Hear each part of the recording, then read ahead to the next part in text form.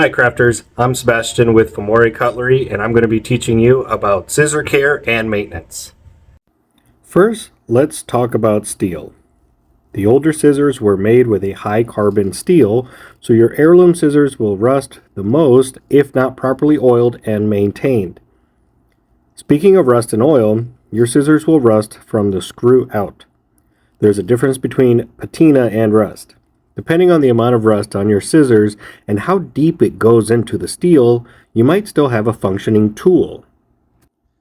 We use rust erasers to get surface level rust out, but please use these with caution. They are an abrasive material. If you're not sure if your scissors have a coating like nickel, chrome, titanium, gold, etc., you might want to skip this part.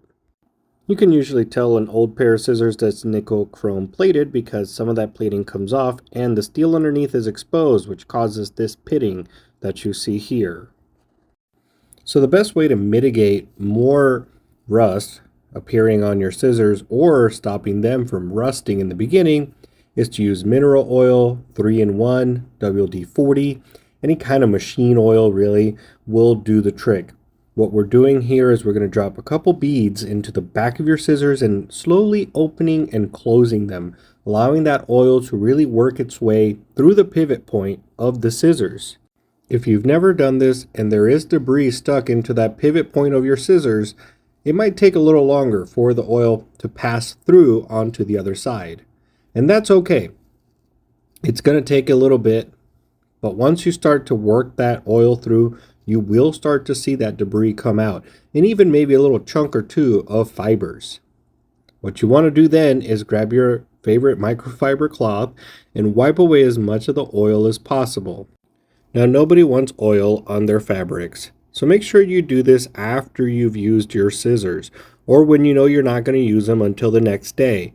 What will happen is that oil will settle and pull out, so by the time you get to them the next day, you can wipe the rest off and you don't have to worry about it getting onto your fabrics. Now, if you're still worried, you can grab a scrap of fabric and cut with it first to see if any oil bleeds out onto it. Next, we would like to discuss different materials, fabric weights, and the right tools for these fabrics. Know that when it comes to different materials and fabrics, they're all made differently. Synthetics are always going to be harder on your cutting tools, and organics are always going to be a little easier. Even with that said, the right tool will work on the right material. So when it comes to this very light fabric here, these snips are going to very easily cut through them.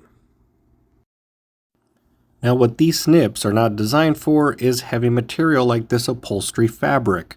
Even the thread is going to fold these blades. When you fold your blades like this, you are causing damage to them. It might be something you do not notice for a while, but if you do this frequently, it will irreparably damage your tools.